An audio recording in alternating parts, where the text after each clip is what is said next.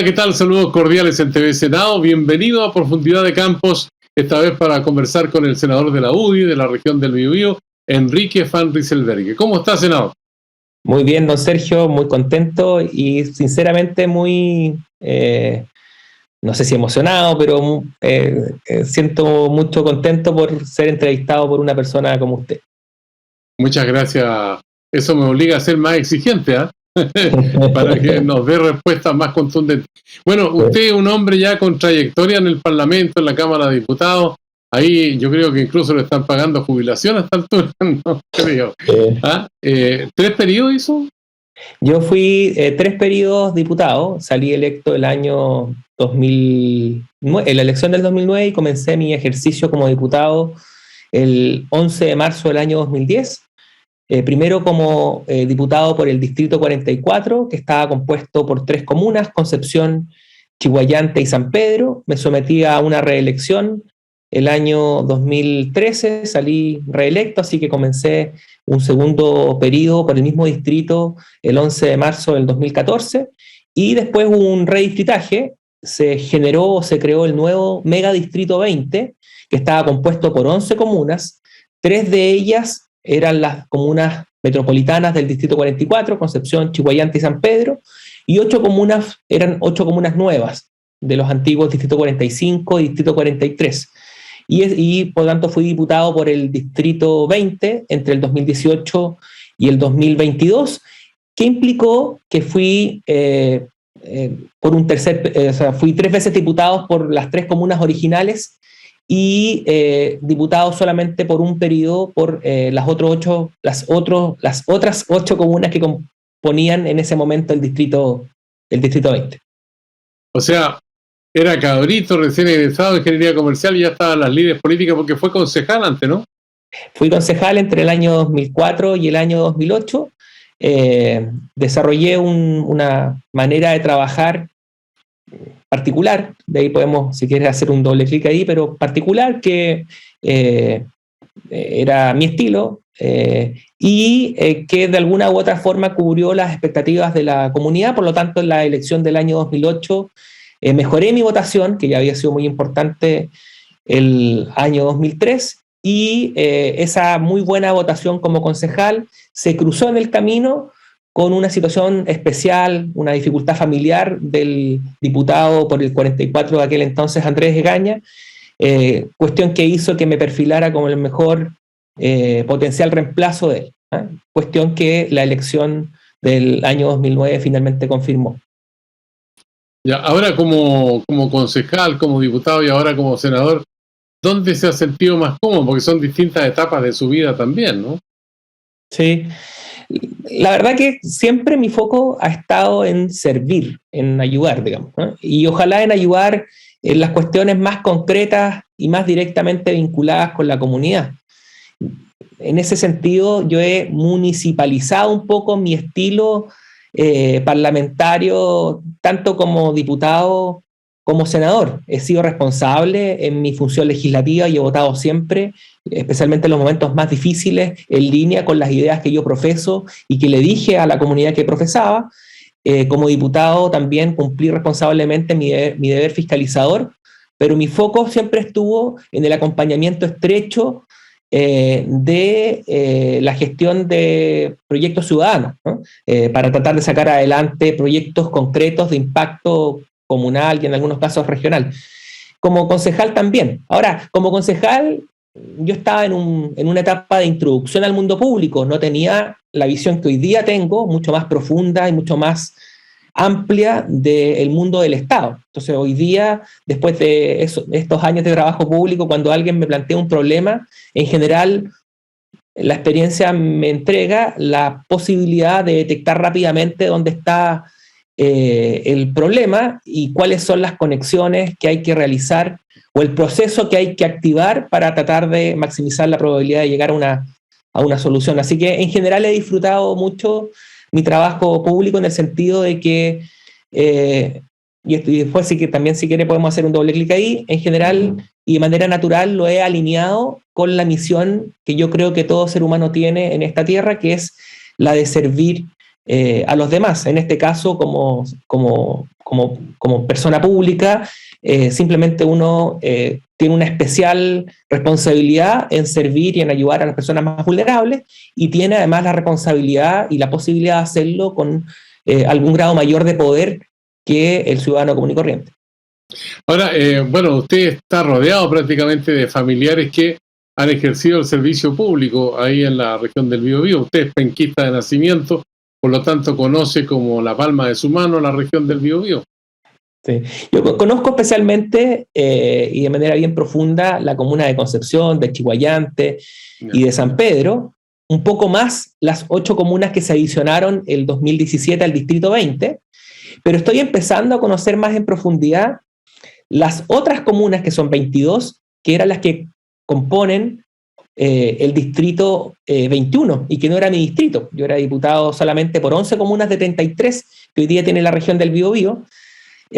Así que estoy muy entusiasmado conociendo territorialmente localidades nuevas para mí, como son, no tengo idea, Alto Biobío, localidades, por ejemplo, como Rere, que es una localidad hermosa de la comuna de Yumbel, y así, distintos rincones especialmente la provincia del Biobío y la provincia de Arauco, que no formaban parte del territorio al que me tocaba servir primero como concejal y después como diputado. Ahora, en el ejercicio de la política en este nivel parlamentario, ¿alguna experiencia que recoja, por ejemplo, de su abuelo, que entiendo que fue alcalde también en la región, y al mismo tiempo de su hermana, que fue senadora en la misma zona? Sí, bueno, mi abuelo fue alcalde, primero fue concejal, regidor en aquel tiempo se llamaba, claro. Después fue alcalde, 2 periodos, y después mi padre fue consejero regional, fue diputado, y fue el diputado que rompió el doblaje en ese tiempo, en el año 1997, en el Distrito 44, que era el distrito más importante de la región del Biobío, que integraba a la comuna de Concepción, que es la capital regional. Estábamos doblados, ¿ya? Teníamos 2 diputados de izquierda, digamos, ¿no? Y mi padre fue el que compitió y rompió el doblaje. Y lo rompió y se ha mantenido en esos términos hasta hoy día, digamos. A mí me tocó hoy día como senador romper para el otro lado. Tenemos un doblaje de centro-derecha en la región del Biobío. Pero bueno, mi padre fue diputado y mi hermana efectivamente fue primero concejal, después alcaldesa, y el año 2010 el expresidente Piñera, en el contexto del terremoto y de la crisis que existía acá en Concepción y en la región del Biobío, le pidió a Jacqueline que renunciara a su ejercicio de alcaldesa y tomara la opción de ser intendente. Posterior a eso, el año 2013, Jacqueline se postuló como senadora por la región del Biobío, y ella ejerció durante 8 años ese rol. Así que efectivamente estoy yo en un contexto familiar, y estudié también en un contexto laboral, y trabajé 9 años en un contexto, estudié en un contexto estudiantil en la universidad, y trabajé 9 años en un contexto laboral, además siempre vinculado al tema público. Usted milita en la Unión Demócrata Independiente, la UDI. ¿Por qué no en Renovación Nacional o en los republicanos? Bueno, providencialmente, cuando me tocó tomar la decisión de entrar al mundo público, mi padre era de la UDI, mi hermana era de la UDI, por lo tanto, evidentemente ese contexto familiar conllevó a que estuviera ese partido más cercano que otros. Ahora, ¿por qué decidí, dada esa cercanía, ingresar? Porque me hizo mucho sentido fundamentalmente la síntesis que resume la visión del partido. El Jaime Guzmán, para hacerla corta, por decirlo de alguna forma, siempre indicó de que la UDI se fundaba en 3 pilares: un partido que cree en la sociedad libre, cosa que hoy día toma más preponderancia que nunca; un partido de inspiración cristiana, cuestión que para mí era muy trascendental por una experiencia vital que me ocurrió el año 1995, y además un partido de vocación popular, es decir, que considera que quienes estamos en el mundo público tenemos que servir a todos, pero muy especialmente a los más vulnerables, a los que tienen más dificultades, a los que dependen en su calidad de vida más de la influencia y la participación del mundo público.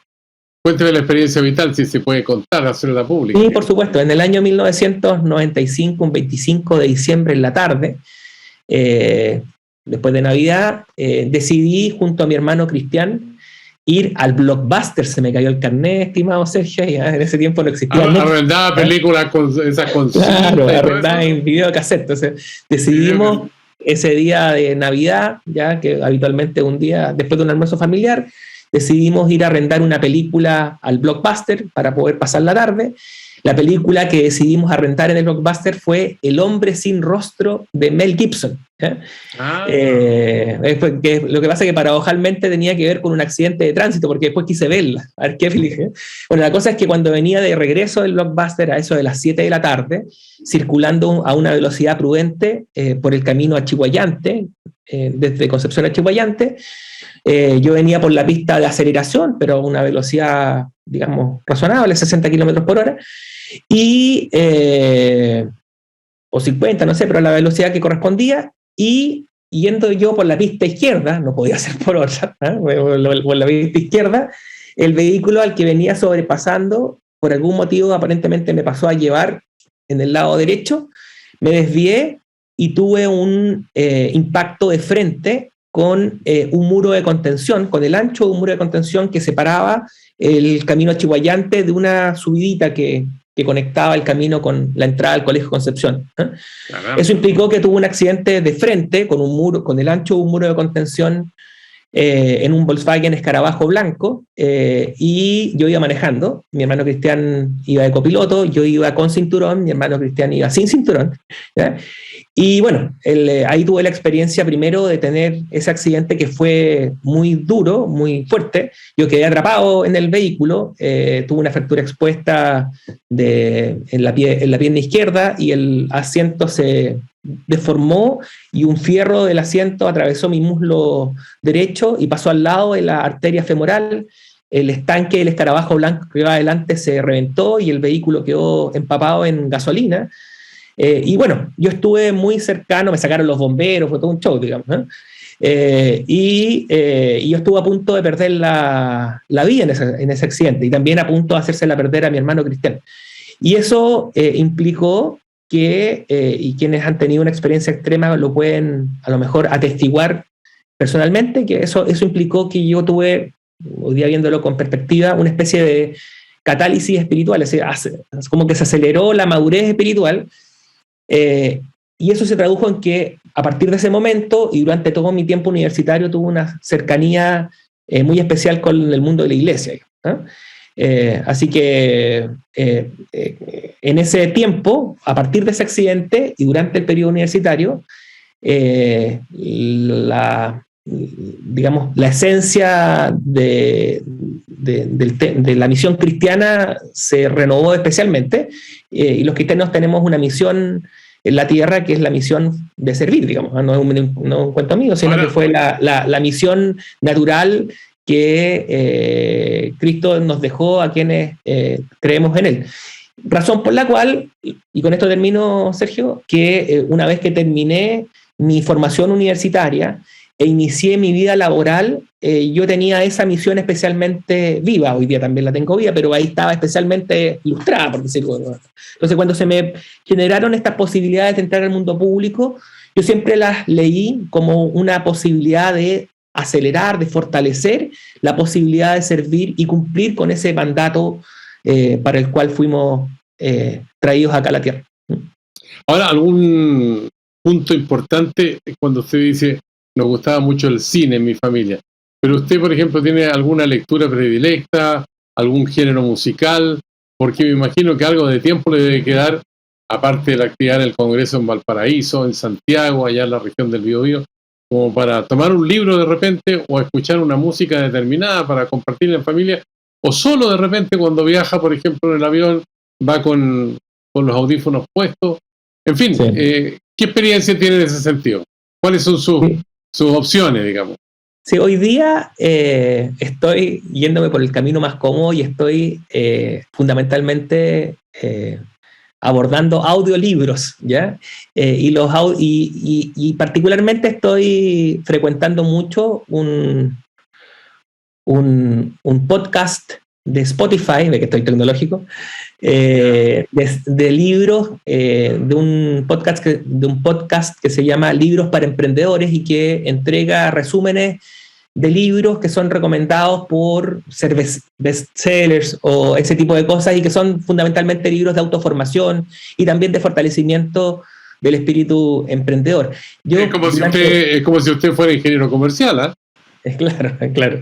Ahora, sí, a mí también, y creo que fue una cosa buena, digamos, entre el año, cuando estaba en la academia, yo trabajé en la Universidad del Desarrollo, en la Facultad de Economía, durante 9 años, entre el año 2001 y el año 2000, y el 10 de marzo del año 2010.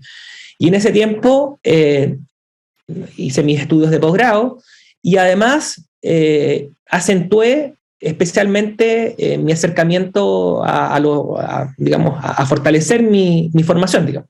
Y ahí me fui metiendo en determinadas áreas del conocimiento y me metí al mundo del alto rendimiento y también de la innovación. Y toqué ciertos autores y ciertos libros de alto rendimiento, o que estudian el alto rendimiento de las personas y de las organizaciones privadas y públicas, y ahí llegué a ciertos libros que siempre me gusta a veces releer o volver a revisar al menos algunas de sus páginas, ¿eh? Entonces hay algunos autores como Jim Collins, como Dale Carnegie. Jim Collins tiene un estudio muy significativo que es, en español se llama De bueno a excelente, ¿ya? Que fundamentalmente son libros que buscan derribar algunos mitos respecto a cómo conseguir un mejor rendimiento, no solamente en el mundo productivo, sino también en la vida diaria. Así que hoy día, a través de los audiolibros, también reviso. Hoy día también, en este momento estoy fundamentalmente todas las mañanas revisando resúmenes de libros de lectura recomendada, pero a través de los podcasts. Me levanto muy temprano y aprovecho de hacer esa pega entre las 5:30 de la mañana y las 6:20 aproximadamente, que es el momento en el cual tengo que ir a levantar a mi hija para llevarla al colegio. Después nos cuenta eso de su familia. Estamos dialogando con el senador Enrique Van Rysselberghe, de la región del Biobío, militante de la UDI, aquí en Profundidad de Campos, en el canal del Senado. Una pausa y volvemos con usted. Muy bien.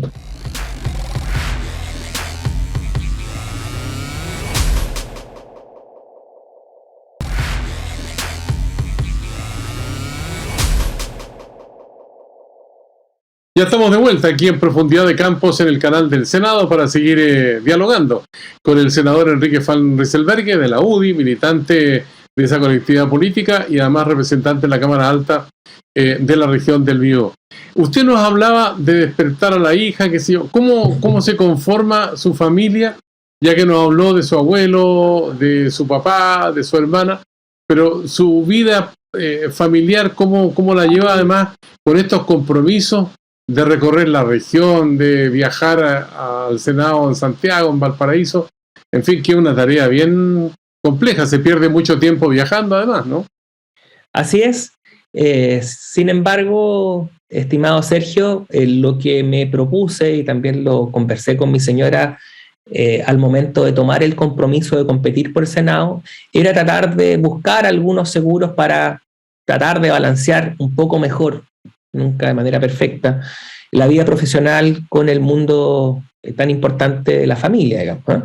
Entonces, lo que me propuse, y que no es ninguna cosa extraordinaria, digamos, es cuando estoy acá en la zona, siempre ir a dejar junto a mi señora a mi hija al colegio, y además llegar a la casa antes de que mi hija cierre los ojos para dormir.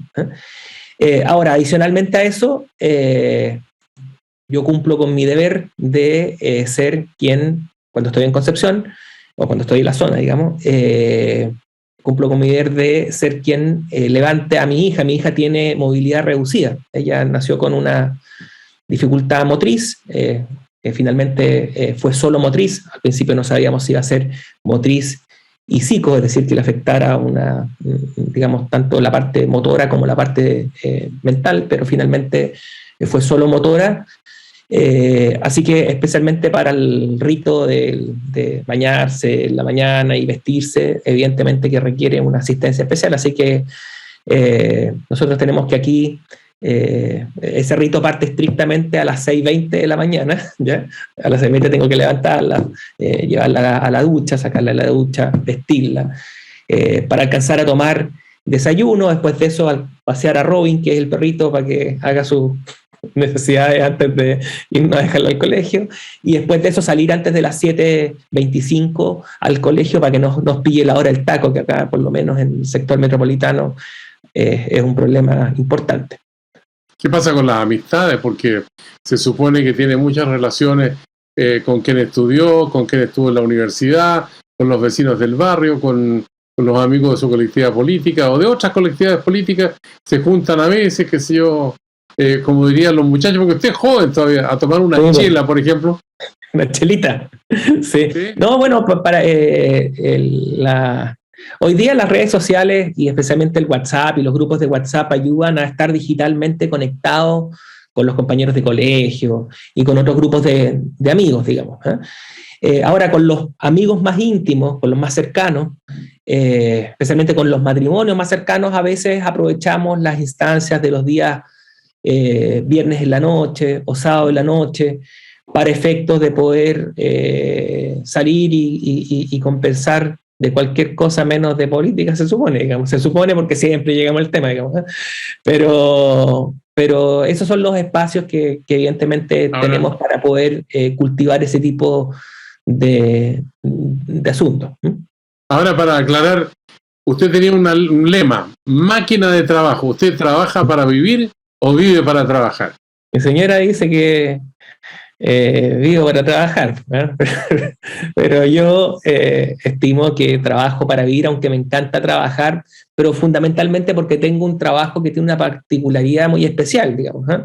Que es un trabajo que impacta la vida más directamente de las personas y particularmente de las personas que requieren más del mundo público, es decir, de las personas que tienen más problemas en su vida diaria, ¿no? Entonces, a mí me gusta mucho mi trabajo, siento mucha pasión por ello, pero por lo mismo tengo que estar muy concentrado para no sobregirarme más de la cuenta. Esto es lo mismo cuando uno, no sé, en el área más doméstica de la comida, si a uno de repente le gusta mucho el chocolate, puede entusiasmarse y comer demasiado chocolate y terminar pagando las consecuencias de aquello. Entonces, a mí me gusta mucho este trabajo, me apasiona mucho, lo hago con mucha alegría, pero por lo mismo tengo que estar siempre atento a no sobregirarme. Ahora, de todas maneras, cuando uno se sobregira, hay ciertas manifestaciones del mundo familiar que a uno le indican que evidentemente hay que ajustar los asuntos para tener finalmente un equilibrio dinámico en un horizonte de tiempo considerado. Hay ciertos momentos en los cuales uno puede hacer un acento en determinada materia, por ejemplo, en determinada materia laboral, pero después, si uno se sobregiró en un determinado momento del tiempo, hay que cuadrarlo, ¿cierto? Tratando de soltar un poco el asunto para entregarle la debida atención y el debido tiempo al frente que dejó más flaco durante un determinado momento, para tener un equilibrio dinámico. Sí, a lo largo del tiempo. Senador Enrique Van Rysselberghe, usted forma parte de la Comisión de Transporte y Telecomunicaciones. Pregunta: ¿es partidario de restituir los trenes a Chile la dimensión que tuvieron en una época y más aún, sí o no?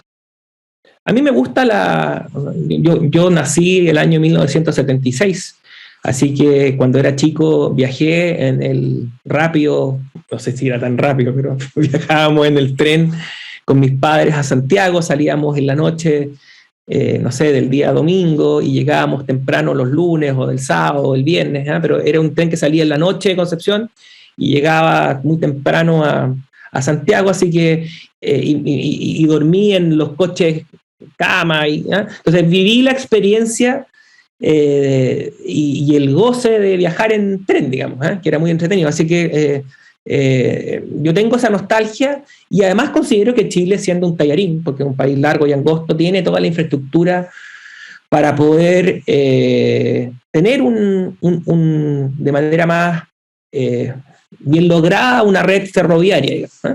Sin embargo, hoy día los entornos competitivos han cambiado. Entonces, hoy día uno tiene la alternativa, por ejemplo, de viajar a Santiago en líneas aéreas de bajo costo, y a veces encuentra pasajes súper baratos y uno puede resolver la problemática de ir a la capital. Entonces yo no estoy bien seguro en ese contexto, Sergio, de si las condiciones competitivas y tecnológicas de hoy día hacen que sea económicamente sostenible en determinados trazados tener, digamos, este tipo de transporte, pero si es que efectivamente las cifras cuadran, me parece pertinente poder hacer un esfuerzo para promover esa industria. ¿Funciona el espejo del Transantiago en las regiones, particularmente en el Biobío, o es puro cuento chino nomás? No, o sea, el diagnóstico es que el espejo o el fondo espejo en la región del Biobío y en el resto de las regiones de Chile se utiliza para financiar muchos proyectos que no tienen nada que ver con transporte, digamos, ¿no? Ahora, muchos de esos proyectos son importantes, etcétera, pero hoy día, evidentemente que, especialmente hoy día, por ejemplo, en Concepción se está viviendo una crisis de congestión vehicular, ¿no? Especialmente después de las políticas económicas o sociales de pandemia, digamos, ¿no? Particularmente los retiros, ¿ya? Aumentó más aceleradamente el parque vehicular que el crecimiento de las avenidas. Entonces hoy día en las horas peak, y no solamente en las horas peak, hoy día es bastante usual en el Gran Concepción, un día domingo, un día sábado, encontrar tacos importantes en las avenidas principales. Así que sí, me parece pertinente poder avanzar en darle el uso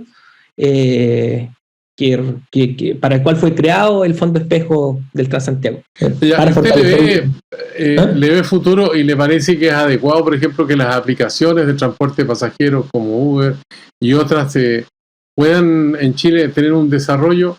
Porque también se considera que por una parte es positivo, pero por otra parte se habla de mucho abuso en función de las personas que prestan servicio en ese sector, que muchas veces no tienen derecho a la salud, no tienen fondo de jubilación. ¿Cómo lo ve usted el problema? ¿Lo haya tan complejo o no? O sea, yo creo que siempre los cambios disruptivos en materia, digamos, de innovaciones, generan problemas en su tránsito. Entonces, esta es una industria o es una tecnología nueva, no solamente en Chile, sino que en todo el mundo. Y la regulación óptima está todavía en desarrollo en distintas partes del mundo, también en Chile. Ahora, yo creo que ¿Habrá ley en Chile que regule así rigurosamente el funcionamiento de los sistemas de transporte por aplicación? O sea, hoy día estamos discutiendo en la Comisión de Transporte y Telecomunicaciones del Senado el proyecto de ley que regula las aplicaciones de transporte, Uber, Cabify, etcétera. Y en realidad le íbamos a votar en sala, pero el Ejecutivo y el Ministro de Transporte quiso que volviera a comisión para poder hacer algunos afinamientos finales, pero probablemente dentro del mes de junio, de acuerdo a los compromisos que se establecieron con el Ejecutivo, el proyecto debiera despacharse a su votación en sala en su segundo trámite constitucional. Así que está bastante avanzado y lo que yo he alcanzado a visualizar del cuerpo legislativo que se va a proponer al respecto, o que vamos a proponer al respecto, sin duda alguna, un proyecto de ley perfectible, como toda obra humana, pero iba bastante, tiene varias mejoras respecto a la situación actual. Usted es de los parlamentarios más jóvenes en la Cámara Alta, pero al mismo tiempo en el Palacio de la Moneda hay un joven instalado ahí que no es de su ideología política, pero bueno, hay una diferencia de 10 años que no es nada en relación con la realidad que tenemos en nuestro país. Forman parte del mundo juvenil. ¿Cómo ve a Gabriel Boric en la primera magistratura de la Nación? ¿Cómo lo veo hoy día como presidente? Bueno, yo no tengo mucha cercanía, no tuve mucha cercanía con él como diputado. Primero porque no frecuenté las comisiones que él frecuentaba. Segundo porque se sentaba la Cámara de Diputados actual tiene 155 diputados, entonces Gabriel se sentaba por allá, yo me sentaba por acá. No nos cruzábamos, no teníamos muchas instancias, y efectivamente tenemos 10 años de diferencia, que no es tanto, pero que no hace que tampoco generacionalmente seamos de la misma generación. Razón por la cual en el tiempo que él fue diputado no tuve mucha cercanía, y además tengo evidentemente una diferencia sustantiva en la forma de mirar cómo funcionan mejor las cosas en materia de políticas públicas, ¿no? Yo hoy día yo no comparto la visión que hoy día impera en el Ejecutivo, que es una visión más alejada de una sociedad libre, ¿ya? Y los hechos han demostrado que muchas de las propuestas que se tuvieron están teniendo malos efectos prácticos, específicamente en el eje de la seguridad. Yo creo que fue un error haberle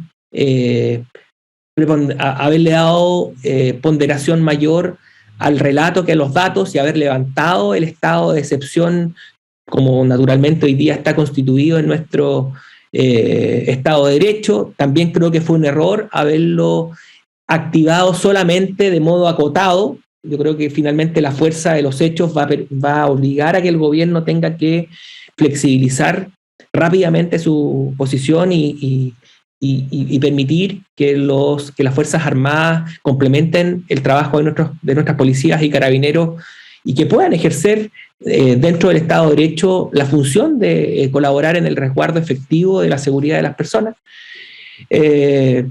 Y bueno, y en otras áreas. Perdón, un punto. ¿Sí? Hay varios planos ahí, porque por una parte está la violencia de estos grupos cuyas características todavía no están estrictamente definidas. El gobierno pasado trataron de hacerlo, nunca lograron finalmente establecer quiénes eran los cabecillas de estos grupos, más que uno u otro. En este gobierno tampoco, hasta lo que llevan hasta ahora. Pero por otra parte está también la actuación del narcotráfico en la zona, los que roban madera, y al mismo tiempo están las reivindicaciones del pueblo mapuche. Entonces, ¿cómo enfrentar el problema en términos globales, como para que llegue la paz a la región, no solamente de la Araucanía, también el Biobío, de los ríos y parte de la región de los lagos? Sí, en materia, ahí yo creo que hay que hacer algunas separaciones, ¿eh? Siempre para tratar de optimizar la intervención en un determinado caso hay que aclarar, ¿ya? Y para aclarar hay que muchas veces distinguir, separar algunas cosas, ¿eh? Entonces, una de las cosas que hay que separar es el mundo mapuche de este otro mundo que se viste de mapuche, pero que no tiene nada que ver con los mapuche o con el pueblo araucano, ¿cierto? Que es el mundo del narcotráfico, el mundo de los delincuentes que roban madera. Entonces, uno de los errores de base es mezclar, ¿ya? Porque yo creo que el mundo mapuche y el mundo araucano no tienen nada que ver con quienes hoy día están ejerciendo el terror y la delincuencia en la macro zona sur, que va progresivamente subiendo hacia el norte, eso sí, ¿eh? Entonces, eso es una primera cosa. Lo segundo, y esto fue un error desde mi perspectiva, que también estuvo presente en la administración anterior.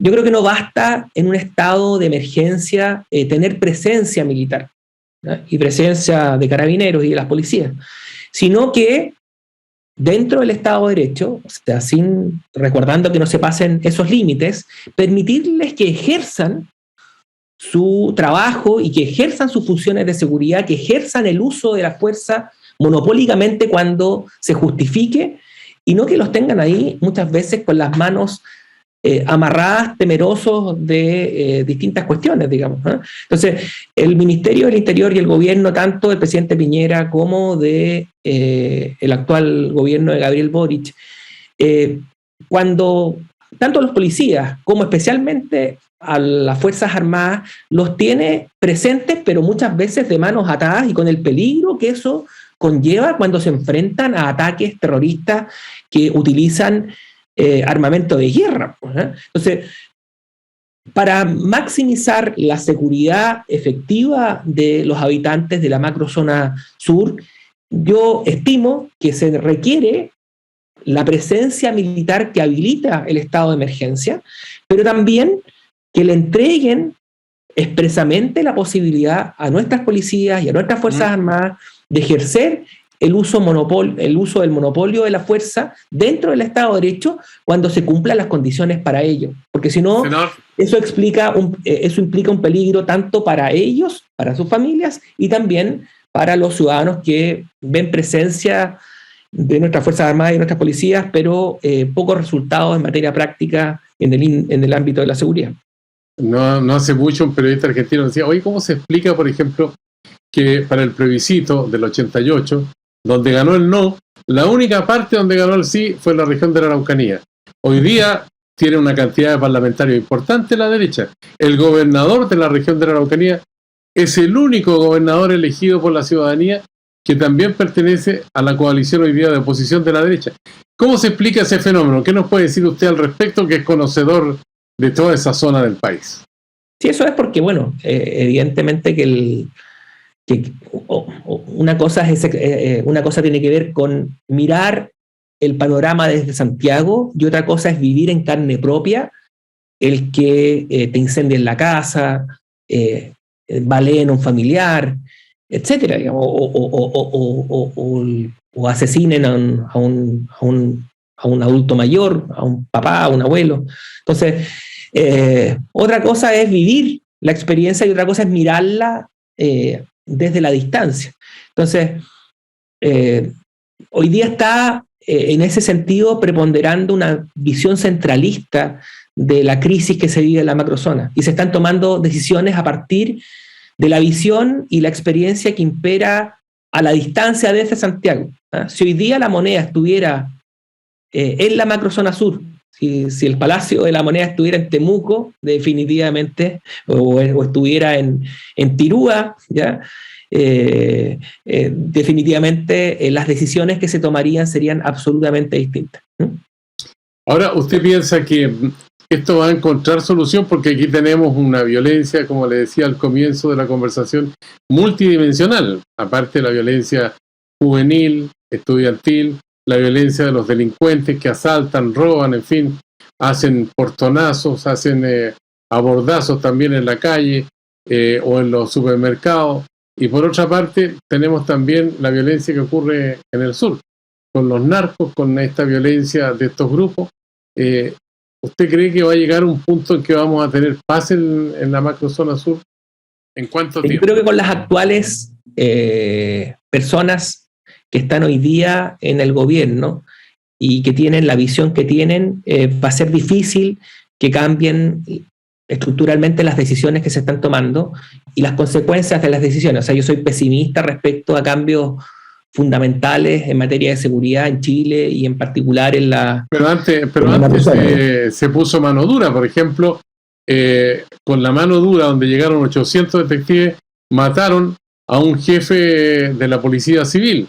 La policía uniformada mató a Camilo Catrillanca, en fin, hay varios hechos de esa naturaleza que finalmente no han terminado con la violencia en el sur. Entonces uno dice, bueno, ¿para dónde vamos? Porque aparte de que han asesinado civiles, han incendiado casas, han destruido maquinaria, el cuadro ese no es de ahora, es un cuadro que viene hace rato en desarrollo. Entonces, por eso le preguntaba, ¿a dónde vamos a llegar si en un momento determinado la gente piensa que la política ya no es capaz de dar respuesta a estas situaciones? Que la política en general, todos los sectores de la representación parlamentaria en este momento y del gobierno, tienen una tarea dura, ¿no le parece a usted? Sí, ahora, en la administración anterior, en el Congreso, habían mayorías tanto en la Cámara como en el Senado de izquierda, y por lo tanto las agendas de seguridad y la agenda antiterrorismo de la administración anterior no pudo ver la luz y aplicar las mejoras que buscaba. Ahora, en la izquierda, yo no sé, siempre mezclan un tema social con el tema delincuencial y le asignan al fortalecimiento de las policías, al fortalecimiento del control policial, un tema represivo contra los pobres. Y yo no lo visualizo así. Y yo creo, y yo estoy convencido de que efectivamente el fortalecimiento de nuestras policías y las leyes que hagan más duras las penas tienen por objeto reprimir, pero reprimir a los delincuentes, reprimir a los terroristas, que es lo que la ciudadanía y el sentido común nos dice que hay que lograr. Y evidentemente tener en paralelo los mecanismos y sistemas de control para que esto no se salga de raya, digamos. Y en materia y en la macrozona o en el sector de la provincia de Arauco y de la región de la Araucanía, ahí también se mezcla el mundo o el tema de la deuda histórica, por decirlo de alguna forma, con el pueblo mapuche, ¿ya? Con estas acciones de terrorismo y de delincuencia que, vuelvo a decir, no tienen nada que ver. Para poder arreglar o para poder avanzar en la solución, una de las cuestiones de base es lograr separar y a los terroristas y delincuentes efectivamente reprimirlos y abordarlos y sacarlos del sistema, en el fondo privarlos de libertad lo antes posible, cosa que hoy día en off el mundo militar y el mundo de las policías te dicen que los tienen plenamente, no desde ahora, sino desde hace mucho tiempo, que los tienen identificados, ¿cierto? Que saben exactamente quiénes son, dónde están, pero que hoy día ellos no se mandan solos y quienes han comandado el Poder Ejecutivo por distintos motivos, diferentes seguramente en esta administración que en la otra, no han finalmente dado las órdenes necesarias para que ese tipo de mejores controles se apliquen en la práctica. Senador, se nos termina el tiempo, pero no puedo dejar de preguntarle, ¿usted está por aprobar la nueva Constitución o por rechazar la nueva Constitución? No, yo estoy por rechazar la propuesta de Constitución que elaboró la Convención Constitucional.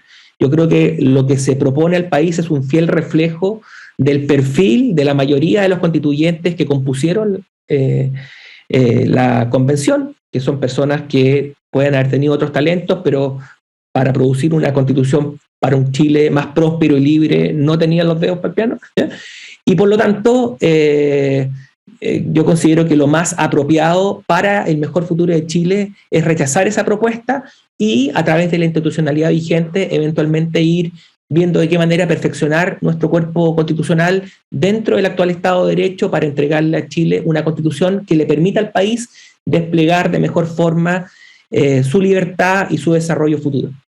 ¿Se puede colegir por sus palabras que la Convención Constitucional no ha tenido legitimidad? No, o sea, tiene la legitimidad que le entregó la votación. Ahora yo creo que tiene un aire de deslegitimidad de origen, ¿ya? Porque la institucionalidad de la convención se originó en un contexto en donde se impuso por la fuerza.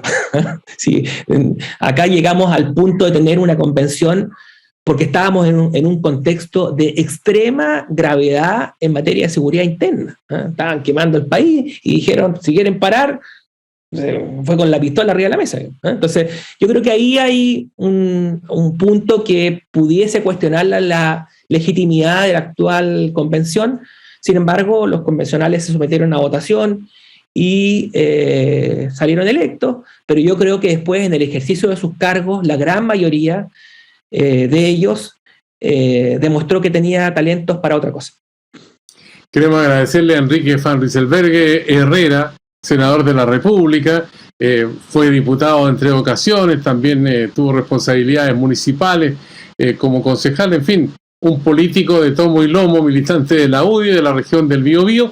Esta conversación ha sido bien intensa, hemos tenido un perfil de quién es realmente y también su pronunciamiento sobre distintas materias que hoy día preocupan a la opinión pública. Así que, senador, muchas gracias y será hasta la vista. Muchas gracias, Sergio. Un agrado. Chao. Adiós. Gracias.